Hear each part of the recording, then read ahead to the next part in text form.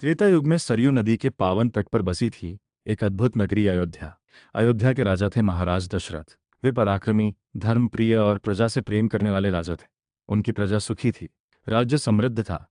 लेकिन राजा दशरथ के जीवन में एक बड़ी कमी थी। महाराज दशरथ की कोई संतान नहीं थी। उन्हें चिंता थी कि उनके बाद अयोध्या का राज्य कौन संभालेगा।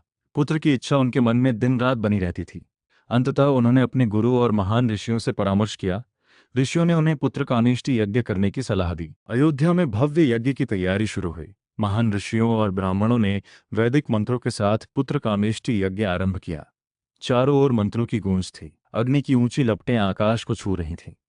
महाराज दशरथ पूरी श्रद्धा के साथ यज्ञ में बैठे थे। यज्ञ पूर्ण होने का समय आया। तभी अचानक यज्ञ की अग्नि से एक दिव्य पुरुष प्रकट हुए। उनके चारों ओर तेजस्वी प्रकाश था। वे अग्निदेव थे। अग्निदेव ने महाराज दशरथ को एक दिव्य पात्र दिया और कहा, राजन, यह दिव्य खीर अपनी रानियों को प्रदान करो। तुम्हें शीघ्र ही महान पुत्रों की प्राप्ति होगी। महाराज दशरथ अत्यंत प्रसन्न हुए। उन्होंने वह दिव्य खीर अपनी रानियों कौशल्या, कैकेयी और सुमित्रा को प्रदान की। कुछ समय बाद अयोध्या के राजमहल में खुशियों की खबर फैल गई। महाराज दशरथ के घर 4 दिव्य पुत्रों का जन्म होने वाला था। फिर आया वह पावन दिन, जिसका देवता और ऋषि भी इंतजार कर रहे थे।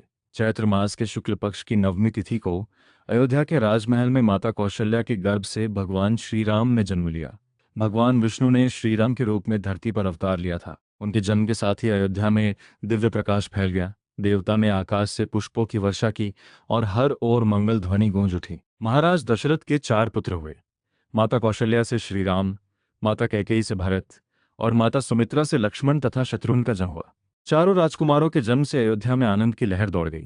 राजा दशरथ का वर्षों पुराना सपना पूरा हो चुका था। अयोध्या की गलियां फूलों से सजाई गईं, घर घर दीप जलाए गए, ढोल नगाड़े और शहनाइयां बजने लगीं। गरीबों को दान दिया गया और प्रजा में मिठाइयां बांटी गईं। हर व्यक्ति के चेहरे पर एक ही खुशी थी, हमारे राजा को पुत्र प्राप्त हुए हैं।